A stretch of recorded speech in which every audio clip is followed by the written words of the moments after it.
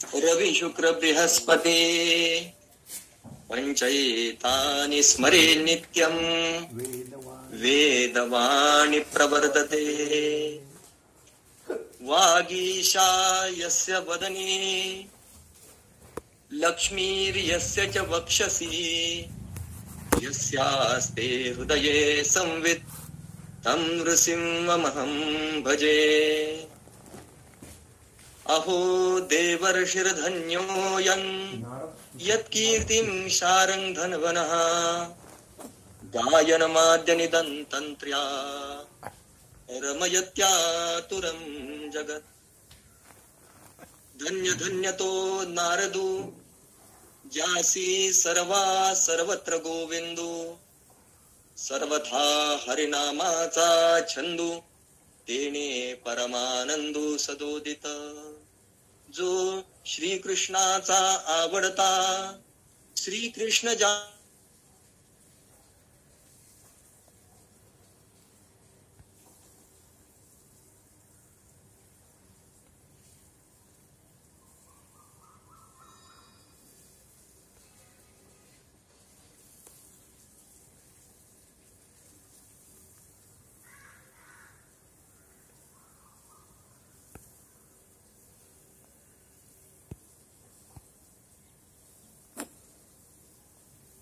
श्लोक आवाज का गेला रे? विचार करत असताना आपण मागच्या वेळी लोकोपी तावदेव किंतु भोजनादी व्यापारः तू आ शरीर धारणावरी, म्हणजे जो भक्ती मार्गाला लागलेला आहे, जो साधना मार्गाला लागलेला आहे, अशा साधकानं लौकिक व्यवहार तोपर्यंत सांभाळावे जोपर्यंत शास्त्र रक्षणाची मर्यादा पाळली जाते, परंतु भोजनादी व्यापार मात्र शरीराधिकांचे धारण होईपर्यंतच पाळावेत. हे आपण सूत्र विस्ताराने पाहिलं होतं. या सूत्राचा विचार करत असताना आपण हे पाहिलं की भक्तासाठी जिभेचे चोचले काय, अन्य इतर विषयांचे चोचले काय, याला फारसं महत्व नसतं. त्याला फक्त शरीर व्यापारापुरतं, शरीर व्यापार चालण्यापुरतच महत्व द्यायचं असतं. याचा आपण विस्ताराने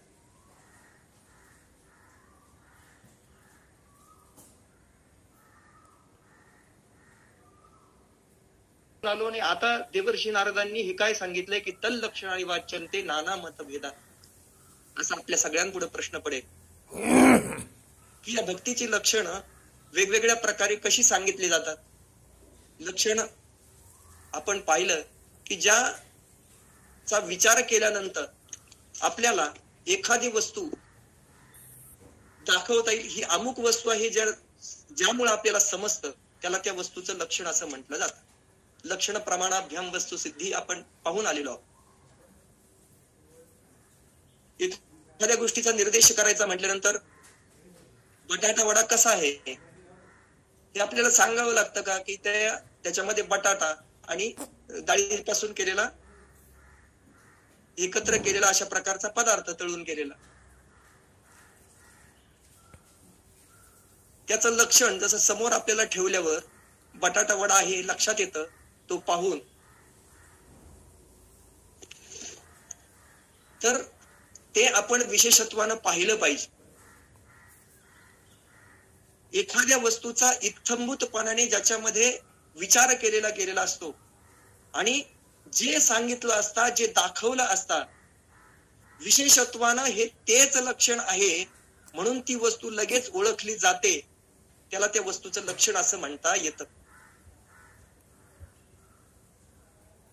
ती वस्तू जर सिद्ध व्हायची असेल तर अमुक ही गोष्ट आहे हे कळण्यासाठी आपण जसं बटाटा वड्याचं उदाहरण पाहिलं की याच्यामध्ये डाळ आणि डाळीच्या पिठाचा उपयोग आणि बटाट्यांचा उपयोग करून जी गोष्ट तळली जाऊन आपल्या समोर ठेवली ती बटाटा वडा आहे. हे जसं आपल्याला सहजासहजी समजतं, तसं एखादी गोष्ट आपल्याला त्याच्या लक्षणावरून सांगितली गेली. जसं एखादं वस्त्र आहे, हे वस्त्र कशापासून तयार झालंय तर कापसापासून तयार झालंय. कापसापासून तयार झालेलं ते वस्त्र याचं जसं लक्षण आपण मांडतो, तसं आपल्याला या तल्लक्षणाने वाच्यन्ते नाना मतभेदात देवर्षी नारदांनी आता आपल्याला अगोदर सगळी भक्तीची लक्षणं सांगितली की ज्यांना आपण भक्तीचं समवायी लक्षण असं म्हणतो, सात्वस्मिन परमप्रेम रूपा हे लक्षण आपण समजतो. तर मग इथे परत त्याचा द्विरुक्ती करण्याचा काय उद्देश असावा बरं? असा जेव्हा आपण विचार करायला गेलो तर आपल्या असं लक्षात येतं की आपण अगोदर एक सूत्र पाहिले पा, निश्चय दार्ढ्याचं सूत्र पाहिलेलं, की याच्यामध्ये निश्चय दार्ढ्य म्हणजे काय? भगवतू निश्चय दार्ढ्यात ऊर्ध्वम शास्त्र रक्षणम. भक्ती करण्याचा, साधना मार्गावर चालण्याचा आपला निश्चय दृढ झाला की त्याच्यामुळे आपण शास्त्र रक्षण होईल इकडेही पाहिलं पाहिजे, हे सूत्र पाहिलं. आणि मग त्या दृष्टिकोनातून जर आता या सूत्राचा विचार केला तर तल्लक्षणाने वाच्यन्ते नाना मतभेदा. या ठिकाणी आपल्याला सगळ्यांना माहिती, आपण अनेक वेळा सगळेजण आपण खूप ज्येष्ठ आहात, आपण सगळ्या जणांनी विचार करून आलेलो आहोत की भक्तीचं लक्षण हे सात्वम अस्मिन परमप्रेम स्वरूप असं सांगितलेलं आहे आणि त्याचं विशेष वर्णन करताना अमृत स्वरूप असं सांगितलंय. मग भक्तीचं लक्षण जर असं सांगितलं असेल तर ही लक्षणं तल्लक्षण आणि वाच्यन्ते नाना मतभेदात ही तत् शब्द कशासाठी आला असेल बरे? तर मग निश्चय दार्ढ्यात हे जे निश्चय भक्ताचा पक्का झालाय की आता आपल्याला या साधना मार्गावर चालायचंय, आपल्याला आता या भक्ती मार्गावर चालायचंय, याचा निश्चय पक्का झाला की त्याची लक्षणं इथे सांगितलेली आहे. या निश्चय दार्ढ्याची लक्षणं म्हणून याचा आपण विचार करू. या लक्षणांच्या दृष्टीने विचार करताना जर आपण दृष्टांत पाहिला, एखादी गोष्ट समोर दाखवली की त्या लक्षणावरून आपल्याला ती गोष्ट ओळखता येते, याचा जर आपण विचार केला तर एखादा छोटासा दृष्टांत आपल्या सगळ्यांसमोर ठेवतो. कदाचित आपल्या नित्य परिचयाचा हा दृष्टांत असेल, फक्त ओझरता उल्लेख करून जाईल. आपलं हे सूत्र अधिक चांगल्या रीतीने समजावं म्हणून या दृष्टांताचा उपयोग होईल. एका गावामध्ये एका गृहस्थाला 4 मुलं असतात. 4 मुलांना तो गुरुगृही पाठवतो शिक्षणासाठी. पूर्वी आपल्या सगळ्यांना माहिती की शिक्षण घ्यायचं असेल तर ते गुरुगृही जाऊन घ्यावं लागायचं. गुरुगृही गेल्यानंतर गुरूंची सेवा करायची, गुरूंना साक्षात समोर पाहायचं, त्यांच्या तोंडून ज्ञान घ्यायचं. गुरूंचं आचरण कसं आहे, गुरु शिकवतात कशा पद्धतीने, गुरूंचं आचरण त्याला अनुकूल आहे का नाही, हे त्या विद्यार्थ्यांना समोर प्रॅक्टिकल ज्ञानाने बघायला मिळायचं. आणि त्यामुळं त्या गुरुगृहीच्या ज्ञानाचा प्रभाव त्या विद्यार्थ्याच्या मनावर असायचा. गुरुकुलातलं शिक्षण का श्रेष्ठ होतं? समोर गुरु जे सांगायचे ते साक्षात गुरुच्या तोंडून तर ऐकायला मिळायचंच, पण त्या दृष्टिकोनातून त्या विद्यार्थ्यांचा अभ्यास व्हायचा. गुरुची सेवा म्हणजे काय असतं हे त्या विद्यार्थ्याला कळायचं. गुरुसाठी रानात जाऊन लाकडं आणावी लागायची, गुरुसाठी त्यांचं घर स्वच्छ करावं लागायचं, ती रूम स्वच्छ करावी लागायची, जिथं त्यांना अध्ययन करायचंय, अध्यापन करायचंय अशी रूम त्यांना स्वच्छ करावी लागायची. झाडाखाली बसून त्यांचं अध्ययन व्हायचं, तिथली जागा त्यांना साफ करावी लागायची. गुरुसाठी लागेल ते त्यांना करावं लागायचं, जे काम पडेल ते. तिथं नाही म्हणायला कुठलाही प्रत्यवाय नसायचा.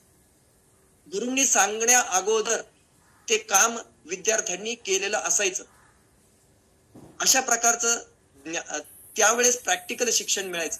आणि त्यामुळं त्या काळचे गुरुग्रहातून शिक्षण घेऊन आलेले विद्यार्थी हे सगळ्या दृष्टीने परिपूर्ण असायचे, सगळ्या दृष्टीने परिपूर्ण असायचे.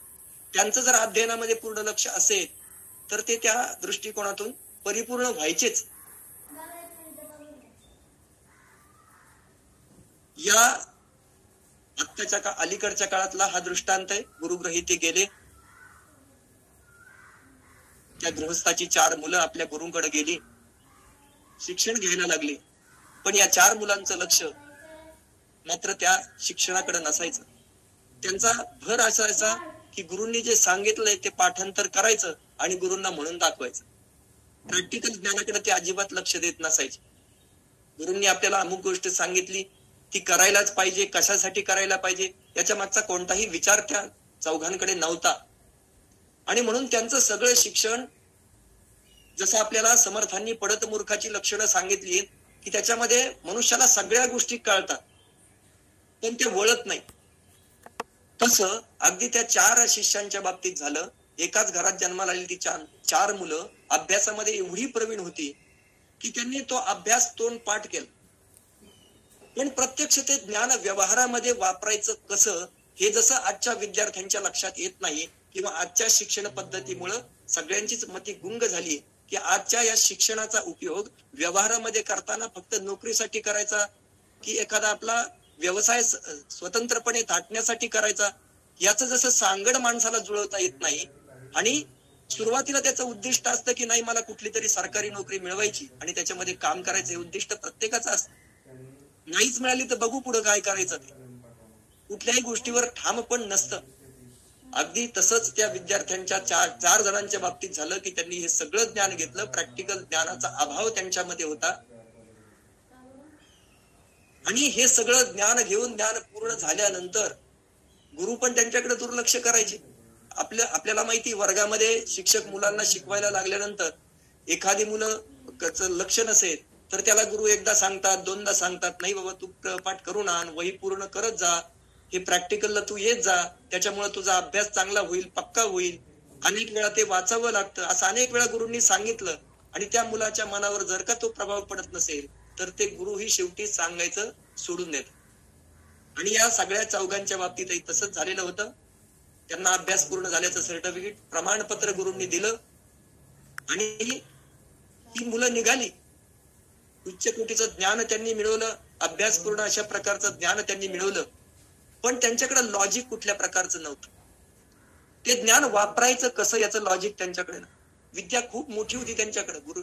त्यांच्या गुरूंनी सांगितलेली उच्च विद्या विभूषित अशा प्रकारचे गुरु त्यांचे, आणि त्यांच्याकडून त्यांनी ते विद्यार्जन केलेलं असल्यामुळे त्यांच्याकडे विद्या खूप चांगल्या प्रकारे त्यांनी आत्मसात केली होती. पण ती वापरायची कशी याचं ज्ञान मात्र त्यांच्याकडे नव्हतं. म्हणून गुरुग्रहाहून ते परत आले. परत आल्यानंतर त्यांचा सगळीकडे सत्कार झाला गावामध्ये की खूप फार मोठे विद्वान गुरुग्रहावरून शिक्षण घेऊन आलेत, यांचा आपण सगळ्या गावकऱ्यांनी मिळून सत्कार केला पाहिजे. सगळे गावकरी सत्कार करतात. आणि मग या चौघांच्या असं मनात येतं की आपण आता शिक्षण घेतलं, गुरुग्रहातून सगळं शिक्षण पूर्ण करून आलो, आता आपण दुसऱ्या देशामध्ये जाऊन आपल्या अर्थार्जनाचं काहीतरी साधन निर्माण केलं पाहिजे. आणि यामुळं ती सगळी जण, 4 जण मिळून दुसऱ्या देशामध्ये जायला निघाली. कशासाठी? तर अर्थार्जन करण्यासाठी. माणसाचं जे 4 इंचाचं पोट आहे ते भागविण्यासाठी त्याला अर्थार्जन करावं लागतं. आणि यासाठी त्याला मग घरापासून लांब राहावं लागतं, प्रसंगी दूरदेशात जावं लागतं. आणि हे त्यांना माहित होतं. म्हणून ही 4 जण निघाली. मजल दर मजल करत करत त्यांना एका ठिकाणी जंगलातून जायचा रस्ता येतो. तिथे आल्यानंतर ते जंगलातून चालायला लागले. तिथे त्यांना एक राखेचा ढीग दिसतो. पहिल्या शिष्याकडे असं सामर्थ्य असतं की त्या राखेच्या ढिगापासून ती राख सगळी एकत्र करण्याचं सामर्थ्य त्याच्या ठिकाणी असतं. एकाच प्राण्याची ती राख असेल तर ती सगळी राख एकत्र करण्याचं सामर्थ्य त्याच्या ठिकाणी. ते म्हणले आपण सगळेजण आता याचा उपयोग करून पाहू. पहिला म्हणतो माझ्याकडे राखेचं सामर्थ्य आहे, कुठली सगळी राख, या प्राण्याची जेवढी राख पडलेली असेल ती मी एका ठिकाणी गोळा करतो. याच्यात जे दुसरे खडे वगैरे मातीचे कण असतील, इतर प्राण्यांची काही राख असेल ती सगळी दुसरीकडे जाईल आणि फक्त एकाच प्राण्याची जी आधिक्यानं इथं आहे ती एका ठिकाणी जमा होईल. झालं. त्यांनी ती सगळी राखेचा ढीग एका ठिकाणी जमा केला. आणि दुसरा त्यांचा जो भाऊ असतो तो त्या ठिकाणी म्हणतो की आता माझ्याकडे असं सामर्थ्य आहे की मी ही जी राख ज्या प्राण्याची आहे त्याची सगळी हाडं या आसपासच्या प्रदेशामधून गोळा करून घेऊ शकतो. ठीक आहे, सगळे म्हणतात कर गोळा. ती सगळे हाडं गोळा करून, ती राख आणि हाडं गोळा करून सगळा तो प्राणी त्यांनी जवळ ठेवला. तिसरा म्हणतो माझ्याकडे असं सामर्थ्य आहे की हा जो प्राण्याची ही राख आणि हाडं आहेत ते एकत्र करून त्याच्यावर संपूर्ण याच्यामध्ये जो प्राणी आहे त्याचं कातडं पहिल्यासारखं चढवण्याचं सामर्थ्य माझ्या ठिकाणी.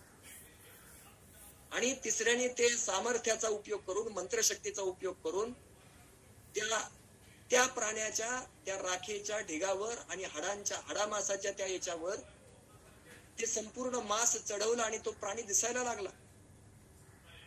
सिंहासारखा प्राणी तो दिसायला लागला.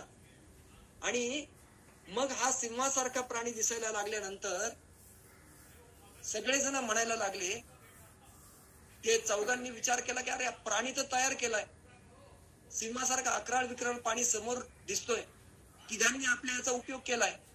तिघ म्हणतात अरे हा तर सिंह तयार झालाय. आणि मग या सिंहाचा जर आपल्याला याच्यामध्ये सिंह तयार झालेला आहे, याच्यामध्ये आता काय करायचं, हा सिंह प्राणी याच्यात जर आपण सगळेजण पाहतोय समोर सिंह, चौथा म्हणतो काही काळजी करू नका, तुमच्या तिघांकडे जे सामर्थ्य आहे ना, तुम्ही एक जणांनी राख एकत्र केली, एकाने हाडं एकत्र केली, तिसऱ्याने याच्यामध्ये तो जो प्राणी आहे त्याचं संपूर्ण मांस आणि हाडं एकत्र करून तो प्राणी तयार करण्याचं काम केलं. आता माझ्याकडे अशी विद्या आहे की याच्यामध्ये मी प्राण टाकू शकतो. आणि हे प्राण टाकू शकतो असं म्हटल्यानंतर त्या तिघांच्या मनात धस्स झालं की हे आता हा याने जर प्राण टाकला तर हा समोरचा प्राणी आपल्याला 1 मिनिटात घट्ट करून टाकेल.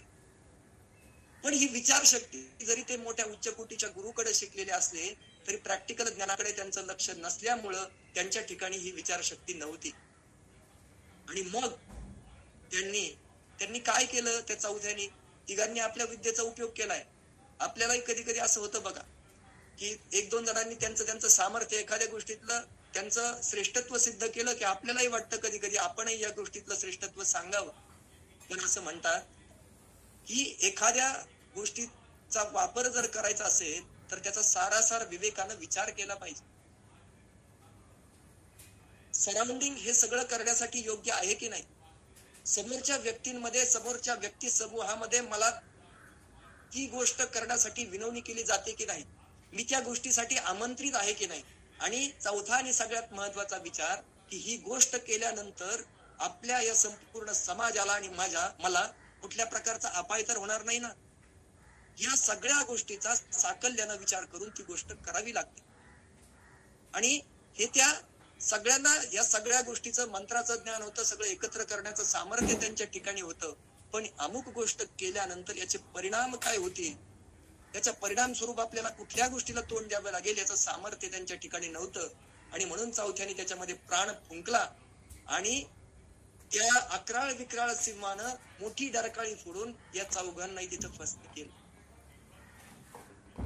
म्हणजे एखादी वस्तू समोरून आपण सिंह तयार झाल्यावर तरी ओळखावं की नाही की हा समोर सिंह आहे, त्याचं लक्षण दिसायला लागलंय की सिंह आहे. सिंहाचं आपण जर विचार केला तर तो त्याच्यामध्ये जिवंत सिंह असला तर समोर त्याला प्राणी दिसला आणि एखादा माणूस दिसला काय, तो प्राणी किंवा माणूस याला लगेच गट्टम करून टाकणार हे आपल्याला माहित असायला पाहिजे. एखाद्या गोष्टीचं पूर्ण ज्ञान करून घ्यायचं असेल तर त्याचं लक्षण आपल्याला माहित पाहिजे. जसं सिंहाचं लक्षण या सगळ्यांना माहित नव्हतं, सिंहाचा स्वभाव या सगळ्यांना माहित नव्हता, त्यांच्या ठिकाणी मंत्र सामर्थ्य होतं, हे सगळं एकत्र करण्याचं सामर्थ्य होतं. पण या सिंहाला जीव दिल्यानंतर, हे सगळं एकत्र केल्यानंतर काय परिणाम होणार याची त्यांना कल्पना नसल्यामुळं या चारही पंडितांना आपल्या प्राणाला मुकावं लागलं. म्हणजे एखाद्या गोष्टीचं लक्षण समजून घेताना ती गोष्ट जर आपल्याला परिपूर्ण रीतीने समजून घ्यायची असेल तर ती वस्तू कशापासून बनली, त्या वस्तूचा उपयोग कशासाठी होतो, ती वस्तू समोर असल्यानंतर तिला ओळखायचं कसं, तिचे फायदे काय, तिचे तोटे काय, या सगळ्या गोष्टींचा आपण साकल्यानं विचार केला तरच आपण त्या वस्तूच्या लक्षणांचा विचार केला असं म्हणता येईल. जसं दुसरं एक उदाहरण सांगितलं जातं की एका विद्यार्थ्यानं उत्सवे व्यसने प्राप्ते दुर्भिक्षे शत्रू संकटे राजद्वारे श्मशाने च यस्तिष्ठति स बांधवा.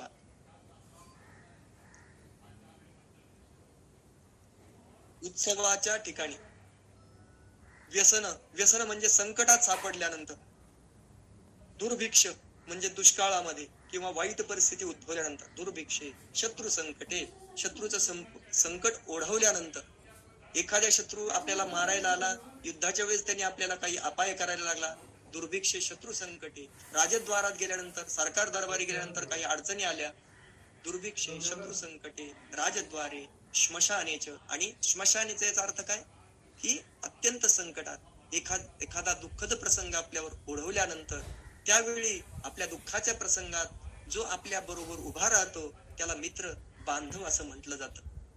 याचा जर शब्दशः अर्थ केला एका विद्वानाने केला आणि स्मशानात असलेलं गाढव तो गेल्यानंतर तिथं असं त्याला वाटलं की हे आपला बांधव आहे. स्मशाने यस तिष्ठती, जो स्मशानामध्ये उभा आहे तो आपला बांधव आहे. त्याच्या गळ्यात जर तो आपला गळा घालायला गेला तर त्याला लाथ पडल्याशिवाय राहणार नाही. अगदी तशाच प्रकारे या लक्षणांचा विचार करताना त्याचं एखादी समोरची वस्तू आपल्याला समजून घ्यायची असेल तर त्याची इत्थंभूत माहिती असणं, त्याचं जवळचं लक्षण आपल्याला माहित असणं, समवायी लक्षण माहित असणं, त्याच्या निमित्त लक्षण माहित असणं, या सगळ्या गोष्टी अत्यंत आवश्यक असतात. आणि या ठिकाणी देवर्षी नारदांनी सांगितलेलं तल्लक्षणाने वाच्यन्ते नाना मतभेदात या सूत्राचं असाच आपण जर विचार केला तर निश्चयदार्ढ्य झाल्यानंतर एखाद्या साधकाचं आपल्याला साधना मार्गावर चालायचं, आपल्याला भक्ती मार्गावर जायचंय असा त्याचा निश्चय पक्का झाल्यानंतर मग ती साधना मार्ग निश्चयदार्ढ्य कशा त्याची काय काय याचा विचार त्याच्याकडून केला जातो. आणि मग त्याचा विचार केल्यानंतर आपल्या सगळ्यांना माहितीये की ही भक्ती किती प्रकारे करता येते. आपण नवविधा भक्तीचा विस्ताराने विचार केलाय. त्यानंतर देवर्षी नारदांनी सांगितलेल्या पुढच्या सूत्रात 11 प्रकारची भक्ती सांगितली. नंतर अनेक ग्रंथामध्ये भक्ती रूप गोस्वामींचा जो ग्रंथ आहे त्याच्यामध्ये 64 प्रकारचे भक्तीचे वेगवेगळी साधनं सांगितली. आपण पूजा करताना सांगतो पंचोपचार पूजा आपल्याला करता येते, षोडशोपचार पूजा करता येते, 64 प्रकारचे उपचार करून आपल्याला पूजा करता येते. एवढ्या सगळ्याची साधनं आपल्या समोर उपलब्ध असतात.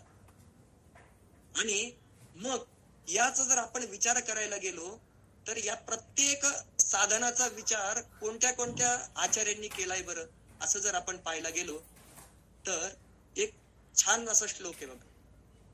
श्री विष्णोः श्रवणे परीक्षित भवत वैयासकी कीर्तने प्रल्हाद स्मरणे तदंघ्रि भजने लक्ष्मी पृथु पूजने अक्रूरस्त्वभिवन्दने च हनुमान् दास्ये च सख्येऽर्जुनः सर्वस्वात्मनिवेदने बलिरभूत् कैवल्यमेषां समम्.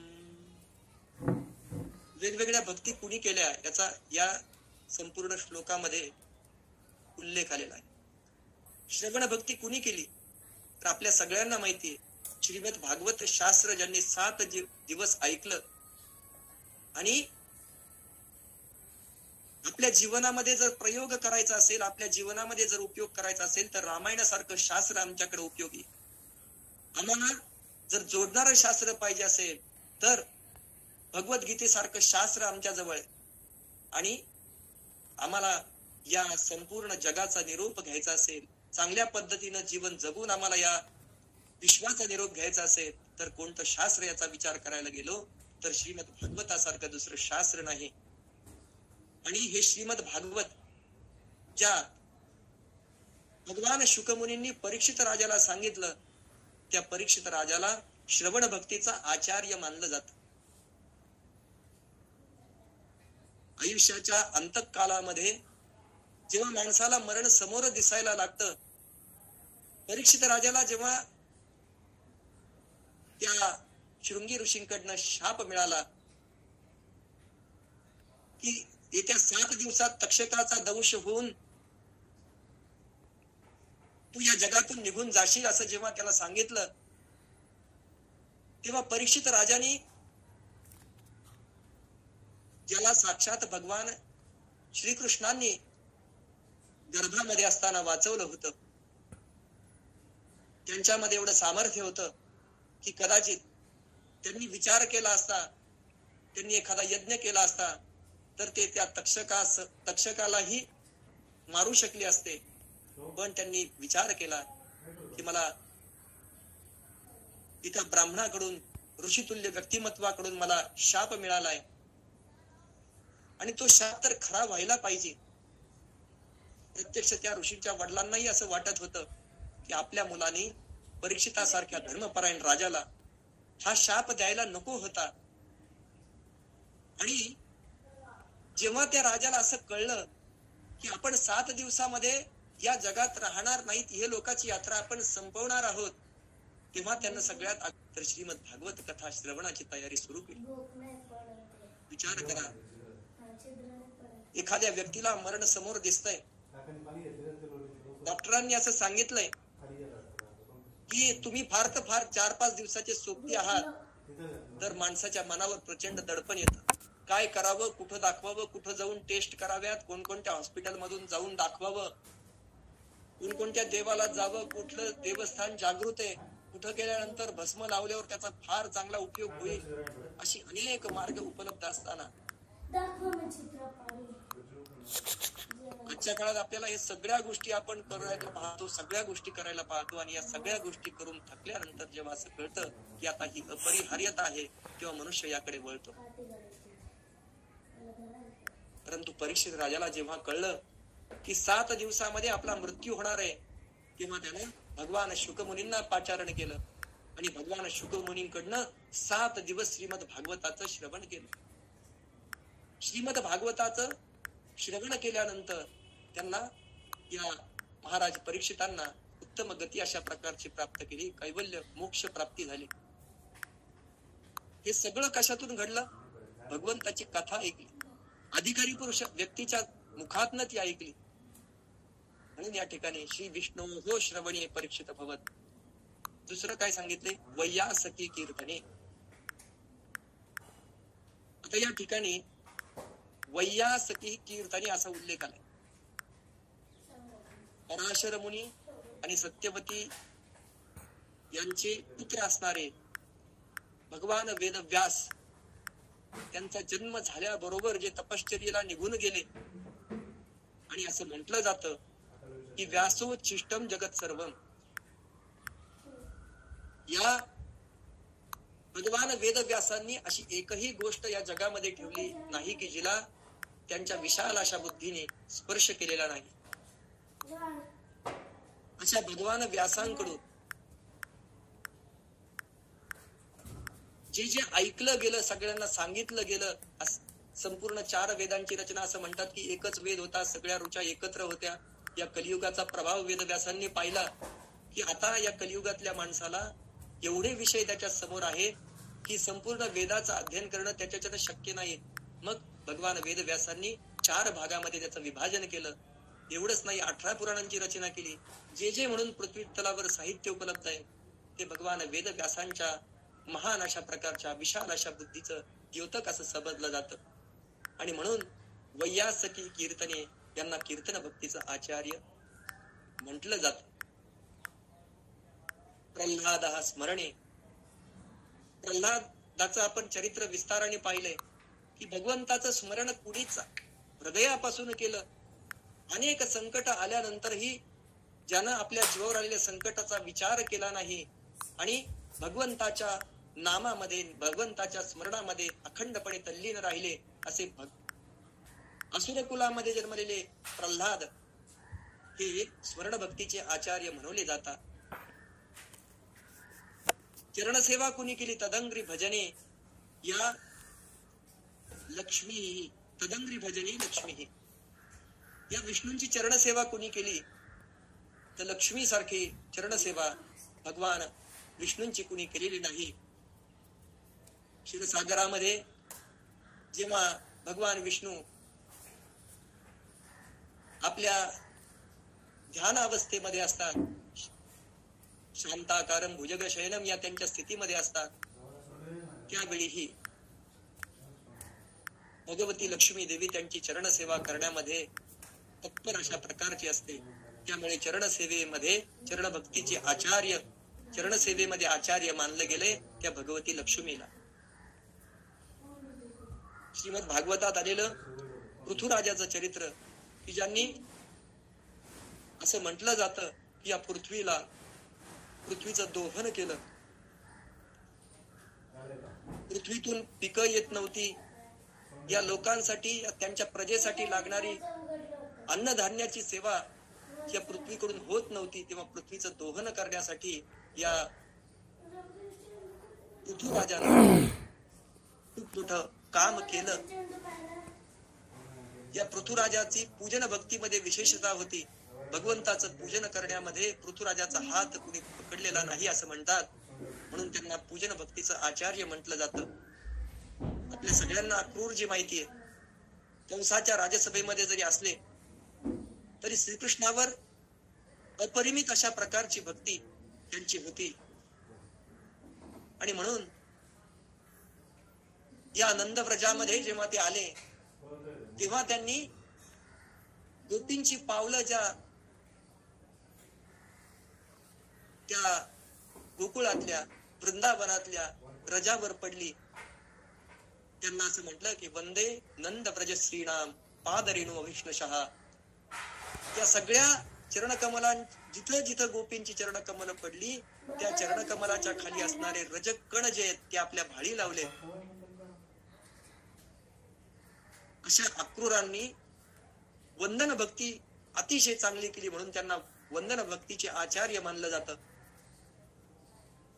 आणि नुकतीच ज्यांची जयंती, ज्यांचा जन्मोत्सव आपण साजरा केला, असे दास्य भक्तीचे हनुमंत, की ज्यांच्या बाबतीत खूप काही सांगता येईल. फक्त एकच त्यांच्या बाबतीतला उदाहरण सांगेन. आपल्या सगळ्यांना माहित असणारं उदाहरण आहे. एक तर त्या मण्यांमध्ये एवढा मोठा रत्नांचा हार भगवती सीता मातेनं हनुमंताला दिला आणि त्या हनुमंताने ते रत्न दाताने तोडावं, पाहावं, फेकून द्यावं. असं करत करत तो संपूर्ण हार, रत्नांचा हार त्या हनुमंताने फेकून दिला. आणि भगवती सीता मातेनं विचारलं, अरे हनुमंता, तू का ही रत्न तोडली? मी तुला किती प्रेमानं हा हार दिला होता. जानकी मातेला मारुतीराय म्हणतायत की ज्याच्यामध्ये राम नाही अशी कुठली गोष्ट मी वापरत नाही. आणि जेव्हा या भगवती सीता मातेला गंध लावताना, आपल्या कपाळावर कुंकुम तिलक लावताना हे हनुमंत बघतात. हनुमंत विचारतात, माते, हे गंधाचं लेपन आपल्या कपाळावर तू कशासाठी करते? मातेनं सांगावं, माझं सौभाग्याचं रक्षण व्हावं. राजा रामांना आयुष्य मोठं व्हावं, आणखी आयुष्य त्यांना मिळावं, सौभाग्य जपलं जावं, यासाठी मी हे करते. हे जेव्हा हनुमंतानं ऐकलं तेव्हा हनुमंतानं असं म्हणतात की आपल्या सगळ्या अंगाला त्या सिंदुराचं लेपन केलं. आणि तेव्हापासून हे सिंदूर लेपन करण्याची पद्धत हनुमंताला सुरू झाली. ज्या हनुमंताकडे एवढं सामर्थ्य होतं की एकट्या हनुमंतानं लंकेमध्ये जावं आणि सगळ्या लंकेचा विध्वंस करून सीतेला घेऊन येण्याचं सामर्थ्य ज्या हनुमंताच्या ठिकाणी होतं, त्यांनी केवळ आपल्या स्वामीला त्या ठिकाणी याचं श्रेय मिळावं म्हणून कायम कायम प्रभू श्रीरामचंद्राच्या दास्यात राहण्याचा प्रयत्न केला. त्या हनुमंतांना दास्य भक्तीचं आचार्य मानलं जातं. आणि सख्य भक्ती जी आहे ती सगळ्यात चांगली जर कुणी केली असेल तर त्यासाठी अर्जुनाचं नाव घेतलं जातं. सख्य भक्तीचे आचार्य म्हणून अर्जुनाला म्हटलं जातं. उद्धवाने यावं आणि भगवान श्रीकृष्णांना म्हणावं, तुमचं अर्जुनावरच फार प्रेम, तुम्ही नेहमी अर्जुनाकडेच जात असता. युधिष्ठिराने यावं, सगळ्यांनी यावं, त्या चारी पांडवांनी यावं आणि म्हणावं तुमचं अर्जुनावरच खूप प्रेम. मग भगवंतांनी सांगितलंय, अर्जुन समोरच्या याच्यामध्ये झोपलाय, समोरच्या एका याच्यामध्ये आराम करतोय, तिथं जाऊन ये. तू उद्धवाला सांगितलं, त्या पांडवांना सांगितलं जाऊन. आणि तिथं गेल्यानंतर जेव्हा हे सगळे जण पाहायला लागले, अर्जुन झोपलेला होता, गाढ झोपेत होता, पण अर्जुनाच्या प्रत्येक रोमातून त्या ठिकाणी भगवान श्रीकृष्णाचं चिंतन चालू होतं. श्रीकृष्ण श्रीकृष्ण कृष्ण कृष्ण असं चिंतन सारखं चालू होतं. ज्या अर्जुनाला भगवान श्रीकृष्ण आपला सखा समजत होते, त्या अर्जुनाकडे सख्यत्वाचा असं गुण होता की भगवान श्रीकृष्णांनी सांगावं आणि अर्जुनाने ते ऐकावं. ते आपल्या सगळं चांगल्यासाठीच असेल याचा त्यांना निश्चय होता. म्हणून अर्जुनासारख्या अधिकारी व्यक्तीला श्रीमद भगवद्गीता ऐकण्याचं सामर्थ्य त्या ठिकाणी भगवान श्रीकृष्णांनी दिलं. जीवनामध्ये, आपल्याही जीवनामध्ये अनेक वेळा असे युद्धाचे प्रसंग, अनेक वेळा अशा प्रकारचे स्ट्रेसचे प्रसंग उभे राहतात की ज्यावेळी आपल्याला काय करावं, कुठली भूमिका घ्यावी याची आपल्या मनामध्ये शंका उभी राहते. तेव्हा आपल्याला ही श्रीमद भगवद्गीता, जी आपल्या सख्यासाठी, आपल्या मित्रासाठी भगवान श्रीकृष्णांनी सांगितली, त्या भगवद्गीतेचा आधार आपल्या सगळ्यांना घ्यावा लागतो. या भगवद्गीतेमध्ये, या जीवनामध्ये कसं जगावं, युक्तीनं कसं जगावं, योग कसा करावा, कसं जोडलं जावं जीवनाशी, याचं ज्ञान दिलेलं आहे. ते या भगवद्गीतेमध्ये दिलंय. आणि म्हणून हे ज्ञान आपल्या सखा असणाऱ्या अर्जुनाला या ठिकाणी भगवान श्रीकृष्णाने दिले. म्हणून अर्जुनाला त्या ठिकाणी सख्य भक्तीचा आचार्य म्हटलं जातं. सर्वस्वात्मनिवेदने बलिरभूत कैवल्यमेषाम समम. आणि आत्मनिवेदन भक्ती, जी सगळ्यात नवविधा भक्ती मधली शेवटची भक्ती सांगितली गेली आणि श्रेष्ठ अशा प्रकारची भक्ती सांगितली गेली की देवा, माझं जे काही आहे, माझ्याकडनं ज्या काही चुका झाल्यात त्या मी तुला सगळ्या सांगितल्यात. तुला माझ्या बाबतीत काय निर्णय घ्यायचा असेल ते तू घे. अशा प्रकारे आपल्या मनातलं, आपल्या ठिकाणी असलेलं चांगलं असेल, वाईट असेल, ते सगळं भगवंताच्या ठिकाणी व्यक्त होणं, भगवंताला सांगणं आणि त्याच्याकडून पुढची दिशा त्याच्याकडून कशी येते ते पाहणं, त्याला आत्मनिवेदन असं म्हटलं जातं. या प्रल्हादांच्या वंशामध्ये असणारे राजा बलीचं चरित्र आपल्या सगळ्यांना माहिती. या वामन अवतारामध्ये जेव्हा 99 यज्ञ केले बलिराजानी आणि त्यानंतर 100वा यज्ञ करून त्याला इंद्रपद प्राप्त होणार होतं, स्वर्गामध्ये तो जाणार होता, त्यावेळी या संपूर्ण स्वर्ग लोकाचं वैभव टिकलं पाहिजे, स्वर्गलोक जे चाललेलं आहे सृष्टीनं नियमाप्रमाणे जे घालून दिले ते चाललं पाहिजे, यासाठी वामन अवतारामध्ये येऊन भगवंतांनी बलिराजाला पाताळामध्ये धाडलं असं म्हणतात. पण खरं नव्हे तर त्या बळीराजाला त्या लोकांचं राज्य दिलं आणि भगवंत स्वतः त्याचे द्वारपाल झाले, स्वतः द्वारपाल झाले. बळीराजाचा अधिकार एवढा मोठा होता. बळीराजांना अजिबात वाईट म्हणता येत नाही. असुर कुलात जरी जे जन्माला आलेले असले तरी प्रल्हाद पुत्र विरोचनाचे ते पुत्र होते, म्हणजे प्रल्हादांचे ते नातू होते आणि त्यांचं सगळं वागणं हे धर्माला अनुसरून होतं. परंतु फक्त सृष्टीची चाललेली घडी व्यवस्थित राहावी यासाठी भगवंतांनी बलिराजाला पाताळाचं राज्य त्या ठिकाणी दिलं आणि स्वतः भगवान द्वारपाल म्हणून त्या ठिकाणी राहिले. 3 पावलाची भूमी मागितली. 3 पावलाची भूमी मागितल्यानंतर सांगितलं की 3रा पाय आता माझ्या डोक्यावर तुम्ही ठेवा. अहो, ज्या 4 मुक्तींचा आपण विचार करतो, सलोकता, समीपता, स्वरूपता आणि सायुज्यता, या सगळ्या मुक्तींचा विचार केल्यानंतर या 4ही मुक्ती ज्यांना एकाच याच्यात प्राप्त करून घेतल्या, त्या बलिराजाचं सामर्थ्य आणि त्या बलिराजाचं आत्मनिवेदन भक्ती किती मोठी होती याचं त्याला लक्षात येईल. साक्षात भगवंताचा पदस्पर्श झाला. भगवंत त्यांच्या ठिकाणी द्वारपाल म्हणून राहिले. भगवंताच्या लोकात तर आहेत, भगवंताच्या समीपही आहे. भगवंताचं रूप काय, भगवंताला आपल्याच ठिकाणी भगवंतांनी ज्याच्या शिरावर पाय दिला, ज्याच्या डोक्यावर पाय दिला, तिथं भगवंतांनी आपलं स्वरूप त्याला प्राप्त करून दिलं. या सगळ्या 4ही मुक्तींचा अधिकारी तो बलिराजा झालाय. मग अशा प्रकारे 9 मार्ग, तल्लक्षण आणि वाच्यंते नाना मतभेदा, ही 9 मार्ग या ठिकाणी सांगितले. या भक्तीकडे जाण्याचे 9 मार्ग या ठिकाणी सांगितले. ते कधी तर निश्चय दारडे झाल्यानंतर एखाद्या गोष्टीचा निश्चय पक्का झाला की या मार्गाने आपल्याला जायचं. जसं परीक्षित राजाला त्यानं निश्चय केला की आता मला भगवंताची कथा ऐकायची आणि ही भगवंताची कथा ऐकत ऐकत आपल्या प्राणांचा त्याग करायचा. मनुष्याला त्याच्या आयुष्यामध्ये आपलं उद्दिष्ट समोर ठेवावं लागतं. आपण असं म्हणतो की गोल सेट करायचा. तो गोल सेट केल्यानंतर त्या गोल कडे जाण्यासाठी म्हणून काय काय आपल्याला करावं लागेल याचा प्लॅन करायचा. प्रथमतः गोल सेट करायचा, नंतर प्लॅन करायचा आणि त्या प्लॅन प्रमाणे चालायचं. आजही पर्सनॅलिटी डेव्हलपमेंटचा एखादा क्लास लावला तर त्याच्यामध्ये हेच सांगतात. काय सगळ्यांना विचारतात, काय रे बाबा तुझ्या आयुष्याचा काय गोल सेट केलाय, त्याचं काय प्लॅनिंग कसं आहे जाण्याचं पुढं, आणि त्या प्लॅनिंग प्रमाणे गेलं तर त्या गोल पर्यंत तुम्ही पोहोचणार. तो गोल सेट केलेला असतो, त्याचं प्लॅनिंग अगोदर करावं लागेल की नाही. तसं या कोणत्या मार्गाने आपल्याला जायचं त्याची लक्षणं समजून घ्यायची, त्या लक्षणांचा विचार करायचा.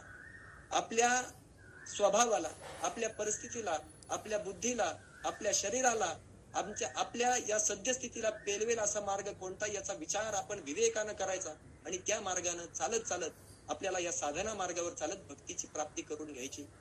आणि अशा प्रकारचा विचार देवर्षी नारदांनी या सूत्रामध्ये मांडला. तल्लक्षणानि वाच्यन्ते नाना मतभेदा. गोल सेट करणे, त्याच्यासाठी प्लॅन करणे आणि तो प्लॅन करत असताना तो प्लॅन असा करणे, त्याचं योजना अशी करणे की ती योजना आपल्याला सगळ्या दृष्टिकोनातून अनुकूल असली पाहिजे. बरेच जण गोल सेट करतात कलेक्टर व्हायचंय, कुणी गोल सेट करतात मला PSI व्हायचंय, कोणाचं ध्येय छोटा असतं नाही मला पोलीसच व्हायचंय.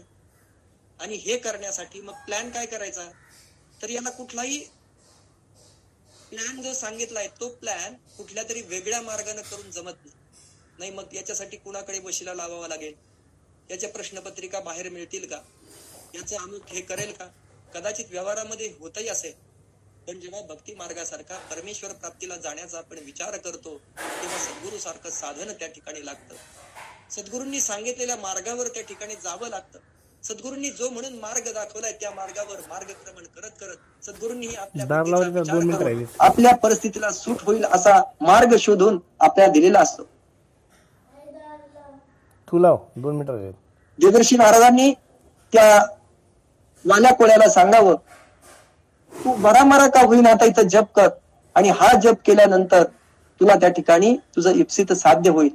वाल्या कोळ्यानंही आपल्या सद्गुरूंच्या वचनावर विश्वास ठेवला आणि तो त्या राम मरा मरा मराचा जप करत करत शेवटी वाल्याचा वाल्मिकी ऋषी झाला. आणि म्हणून सद्गुरूंचं स्थान या मार्गामध्ये हा गोल सेट करताना, हा प्लॅन करताना या सद्गुरूंना विचारात घ्यावं लागतं एक त्रयस्थ व्यक्ती म्हणून. साक्षी भावानं आपल्या शिष्याकडे बघणारे, आपल्या शिष्याला खऱ्या अर्थानं जाणून घेऊन त्याला भगवंताकडे पोहोचण्यासाठी मार्ग कोणता याचं चिंतन करून त्याला लागणारा योग्य मार्ग दाखवून देण्याचं सामर्थ्य सद्गुरूंच्या ठिकाणी असतं. आणि म्हणून सद्गुरूंनी आम्हाला जो मंत्र दिलेला असतो, सद्गुरूंनी आम्हाला जो मार्ग दाखवून दिलेला असतो, ज्या सद्गुरूंचा आम्ही अनुग्रह घेतलेला आहे ते कोणत्या मार्गाने गेले, त्यांनी कुठल्या ग्रंथाचं वाचन केलं, त्यांनी कुठला ग्रंथ आपल्या जीवनामध्ये उतरवला, ते आपलं जीवन जगताना कसे जगले असतील, ते आता सध्या या जीवनामध्ये त्यांच्या याच्यामध्ये असतील तर ते कशा पद्धतीने आपलं आयुष्य संक्रमण करतायत, त्यांची दिनचर्या कशी आहे, हे सगळं पाहून सद्गुरूंच्या ठिकाणी पाहून आपल्याला त्या मार्गाचं अनुसरण करावं लागतं आणि मग आपल्याला या भक्ती मार्गामध्ये पुढे जा. म्हणून देवर्षी नारदांनी तल्लक्षणानि वाच्यन्ते नाना मतभेदा, या भक्ती मार्गाकडे जाण्यासाठी वेगवेगळे मार्ग आहेत. कुणी एका मार्गाचा मार्गक्रमण करील, कुणी 2 मार्गाचं करील, कुणी अनेक मार्ग एकत्र करून मार्गक्रमण करील. प्रत्येकाला स्वातंत्र्य.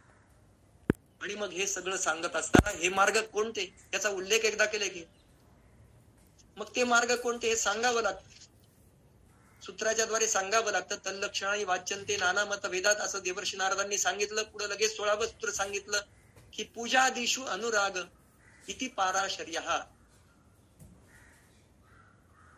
याचा शब्दशः अर्थ पाहिला तर पराशर मुनींचे, पाराशर्यः म्हणजे पराशर मुनींचे पुत्र असणारे कोण? भगवान वेदव्यास.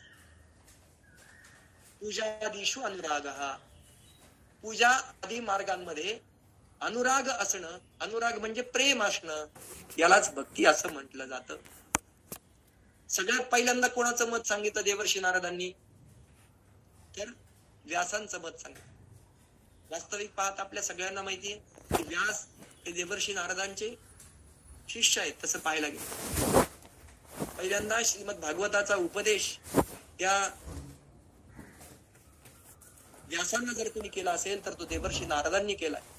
तरीही या व्यासांचा अधिकार, त्यांचं जनमानसात असलेलं स्थान, त्यांची असणारी प्रचंड बुद्धिमत्ता, नमोस्तुते व्यास विशाल बुद्धे उल्लारविंदा यतपत्र नेत्रः येन त्वया भारतैल पूर्णः प्रज्वालितो ज्ञानमय प्रदीपः, असं वर्णन ज्यांच्या बाबतीत केलं जातं.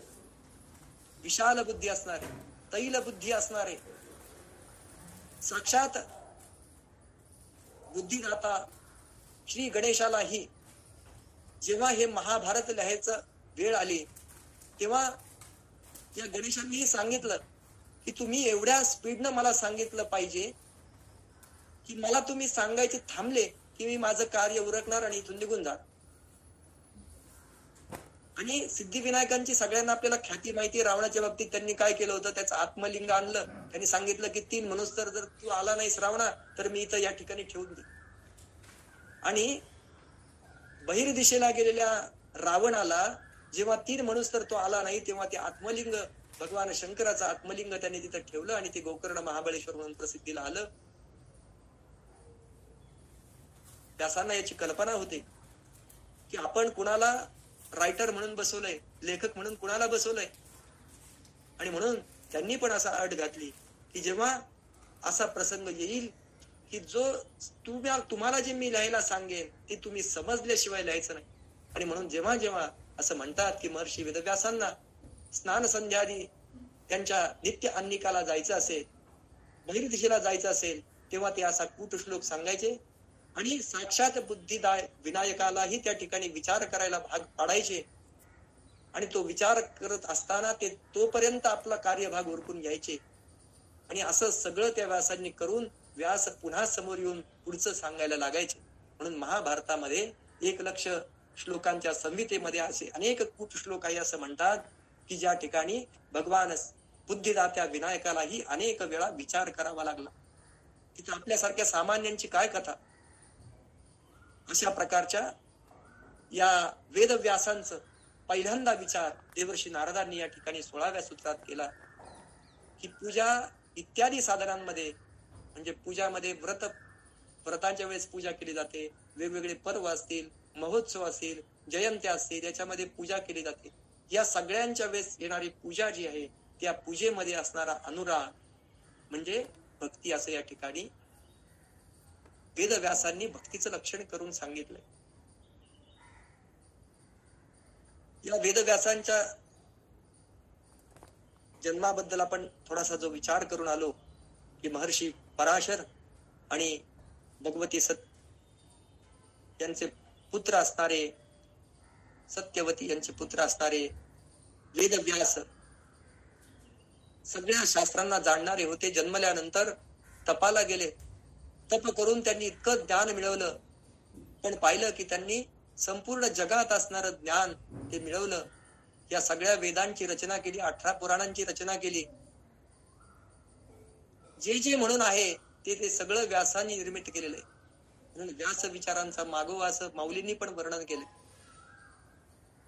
कुठल्याही गादीवर, पीठावर बसायचं असेल तर त्याला व्यासपीठ असं म्हटलं जातं. कीर्तनाच्या गादीलाही व्यास म्हटलं जातं. व्यासांची गादी वैयासकी कीर्तनी म्हणून आपण आता पाहून आलो. कीर्तन भक्तीचे आचार्य त्यांना म्हटलं जातं. आणि अशा वेदव्यासांनाही जेव्हा, आणि असंही म्हटलं जातं की प्रत्येक 4 युग एकदा येऊन गेले की त्या 4 युगानंतर जे द्वापर युग येईल त्या प्रत्येक द्वापर युगात एक व्यास झाले. प्रत्येक द्वापर युगामध्ये एक व्यास झाले. आणि 28व्या महायुगांच्या याच्यामध्ये कृष्णद्वैपायन व्यास नावाचे व्यास महर्षी झाले. त्यांच्याबद्दल असं म्हटलं जातं की कृष्णं द्वैपायनम व्यासं विद्धी नारायणं प्रभुं को ह्यन्य पुंडरीकाक्षान महाभारतकृत भवे. साक्षात नारायण त्यांना म्हटले, कृष्ण द्वैपायनम व्यासम विद्धी नारायणम प्रभुम, त्यांना साक्षात नारायण प्रभू म्हटलंय. कारण को ही अंधा, त्यांच्याशिवाय कोण दुसरा आहे बरं, तो पुंडरीकाक्षान महाभारत वदे, त्यांच्यासारखा महाभारत ग्रंथ कोण रचू शकेल. व्यास शब्दाची उत्पत्ती जर पाहायला गेलं तर विव्यास वेदान यस्मात तस्माद व्यास इति स्मृता, वेदांचा विस्तार ज्यांच्यापासून झाला म्हणून त्यांना व्यास असं म्हटलं जात. या व्यासांनी आपण सगळं पाहिलं की 18 पुराणे रचले, सगळी वेद रचले, स्मृती ग्रंथ रचले, सूत्र रचली, महाभारतासारखा 1.25 लाख पद्यात्मक, ज्याला महाभारत हा पंचमो वेद असं म्हटलं जातं, एवढं सगळं मोठं काम या वेद व्यासांनी केलं. आणि म्हणून श्रीकृष्ण त्या व्यासांच्या बद्दल उद्गार करतात, वेद विभागी राजहंस जो का द्वैपायन व्यास, तो मी म्हणे ऋषिकेश निवडून द्विजास दिसले वेद. वेद विभागी राजहंस म्हटलं. निरक्षीर विवेक करताना हंस जसा पाण्याला आणि दुधाला वेगळं करतो, तसं या वेदांचं विभाजन त्यांना ऋग्वेदामध्ये, यजुर्वेदामध्ये, अथर्ववेदामध्ये, सामवेदामध्ये वेगवेगळ्या मंत्रांच्या ठिकाणी त्यांच्या रुचा वेगळ्या काढून प्रत्येकाला वेगळं नाव देणारे अशा प्रकारचे ते वेद विभागी राजहंस म्हणून व्यासांना संज्ञा दिली. आणि प्रत्येक वेदांसाठी एका आचार्याची नेमणूक त्यांनी केली. अशा प्रकारे वेदव्यासांनी आपल्या या संस्कृतीला सगळ्यात मोठं काम जर केलं असेल तर या सगळ्या आधारभूत अशा प्रकारच्या ग्रंथांची रचना वेदव्यासांनी केली. जो व्यास सत्यवती सुत जो का नारायण मूर्तिमंत, जेने प्रगट केला वेदार्थ जो विख्यात महाकवी. पुराण कवी करता तो सांग, या लागी व्याचोच्छिष्टमिदम जग, तेने ही भगवत पूजा मार्ग हा क्रिया योग बोलिजे. या व्यासांना या बाबतीत असं म्हटलं जातं की व्यासांनी एवढ्या सगळ्या ग्रंथांची रचना केली पण त्यांना समाधान मिळालं. व्यास दुःखीच राहिले, विचार करत बसले, खिन्न राहिले. देवर्षी नारद समोरून चालले होते म्हणताय. त्यांनी महर्षींकडे पाहिलं, त्यांना विचारलं, व्यासान तुम्ही एवढं सगळ्या ग्रंथाची रचना केली, वेद रचले, एवढं सगळं तुम्ही मोठं काम केलं, तरी तुम्ही असे खिन्न का. व्यासाने म्हटलं, देवर्षी नारदा, मी एवढं सगळं केलं पण मला समाधान मिळालेलं नाही. अजून माझं मन खिन्न आहे, माझ्या मनाला प्रसन्नता प्राप्त झाली नाही. याचं कारण काय असावं बरं. देवर्षी नारद त्या ठिकाणी सांगताय, वेदव्यासा तुम्ही ज्ञानाचा खूप विचार केला, भगवंताला ज्ञानाच्या दृष्टिकोनातून तुम्ही पाहिलं, ज्ञान कसं असावं याचा विचार तुमच्याकडून केला गेला. आणि मग हा ज्ञान कसं आहे याचा विचार केल्यानंतर तुम्ही त्याप्रमाणे सगळ्या लोकांना सांगत राहिले, हे ज्ञान वाटत राहिले, पण तुम्ही भगवंताचे गुण वर्णन केले नाही, भगवंताच्या प्रेमाबद्दल तुम्ही बोलले नाहीत, भगवंताची भक्ती कशी करावी याचा विचार तुम्ही केला नाही. यासाठी तुम्ही आता एक करा, या भक्तीला पोषक होईल असा एखाद्या ग्रंथाची तुम्ही रचना करा, ज्यामध्ये भगवान श्रीकृष्णाचं चरित्र असेल, भगवान श्रीकृष्णाची भक्ती असेल. या मनुष्य जीवनामध्ये येऊन मनुष्यानं जी केली ती त्याला या जगामध्ये दुसरं काही करायला नको, त्याला त्याच्या जीवनामध्ये आनंद मिळाला पाहिजे, अशा प्रकारची भक्ती त्यानं केली पाहिजे. असा एखादा ग्रंथाची रचना तुमच्याकडून व्हावी. आणि त्यानंतर भगवान वेदव्यासांनी भक्तिशास्त्राचा जो अमोघ ग्रंथ आहे की जो मनुष्यानं जीवन आपलं संपूर्ण जीवन चांगल्या रीतीनं जगून झाल्यानंतर, या जीवन जगल्यानंतर या जगाचा इहलोकाचा निरोप घेतानाही किती आनंदानं घ्यावा, त्या भगवंताकडे जाताना आपला इहलोकातून निरोप घेताना तो उत्सव स्वरूप व्हावा, यासाठी काय करावं याचं परीक्षिताचं उदाहरण देऊन त्यांनी सांगितलं. आणि अशा वेदव्यासांचं काय मत आहे हे देवर्षी नारदांनी प्रथमतः सांगितले. त्यांनी सांगितलं की पूजा इत्यादी व्रत, पूजा म्हणजे व्रत पर्व महोत्सव इत्यादी याच्यामध्ये इत्यादी विषयामध्ये अनुराग असणं म्हणजे भक्ती, असं वेदव्यासांचं मत सगळ्यात पहिल्यांदा सांगितलं. मग या भक्तीचा विचार करताना ही भक्ती जी वेदव्यासांनी सांगितली, भक्तीचे आपण आता अनेक प्रकार पाहिले, नवविधा प्रकारची भक्ती पाहिली, अजून वेगळे देवर्षी नारदांनी सांगितलेले वेगवेगळ्या भक्तीचे रूप पाहिली, रूप गोस्वामींनी सांगितले 64 साधनांचे प्रकार आपण ओझरते नुसतं उल्लेख करून गेलो त्याचा. मग इथं महर्षी वेदव्यासांना मात्र असं वाटतं की भक्ती म्हणजे काय, तर भक्ती म्हणजे पूजादीमध्ये अनुराग असणं, पूजेमध्ये प्रेम असणं, भगवंताची पूजा करताना अत्यंत प्रेमानं भगवंताची एकरूप होऊन ती पूजा करणं, याचं नाव भक्ती असं वेदव्यासांना वाटतं.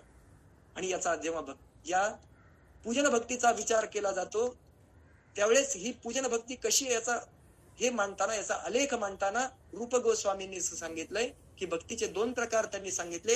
एक भक्तीचा प्रकार सांगितला एकांगा भक्ती आणि दुसरा भक्तीचा प्रकार सांगितला अनेकांगा भक्ती. ज्या भक्तीमध्ये फक्त एका साधनाचा विचार केला जातो तिला एकांगा भक्ती असं म्हटलं जातं, आणि ज्या भक्तीमध्ये एकापेक्षा अधिक साधनांचा विचार केला जातो तिला अनेकांगा भक्ती असं म्हटलं जातं. आणि जी महर्षी वेदव्यासांनी सांगितलेली ही पूजा भक्ती आहे, या पूजा भक्तीमध्ये अनेकांगा भक्ती म्हणून ती प्रसिद्ध आहे. याचं कारण जर आपण पाहायला गेलो तर भगवंताची पूजा करत असताना आपण भगवंताचं स्मरण करतो, आपण भगवंताची चरण सेवा करत असतो, आपण भगवंताला आपल्या ठिकाणी काय आहे हे भगवंताच्या ठिकाणी असावं याचा विचार करत असतो. त्या भगवंताला प्रसन्न करण्यासाठी जी स्तोत्र आपण म्हणतो ती कीर्तन भक्तीमध्ये येतात. अशी अनेक अंग या पूजा भक्तीमध्ये येत असल्यामुळे हिला अनेकांगा भक्ती असं म्हटलं जातं. आणि ही अनेकांगा भक्ती, या भक्तीचे प्रकार कसे आहेत, या भक्तीचा विचार आणखी विस्तारानं जेव्हा आपल्याला करायचा आहे तो विचार आपण पुढच्या व्याख्यानामध्ये करणार आहोत. आजची झालेली ही संपूर्ण सेवा सद्गुरूंच्या चरणी, आपल्या सगळ्या श्रेष्ठ ज्ञानीजनांच्या चरणी, भगवान रामदास स्वामींच्या चरणी, श्रीरामांच्या चरणी या ठिकाणी समर्पित करतो. आणि आजच्या या पुष्पाला या ठिकाणी विराम देतो. कायेन वाचा मनसेंद्रियैर्वा बुद्ध्यात्मना वा प्रकृती स्वभावा करोमि यद्यत् सकलं परस्मै नारायणाय समर्पयामि. अच्युतं केशवं रामनारायणं कृष्णदामोदरं वासुदेवं हरिं श्रीधरं माधवं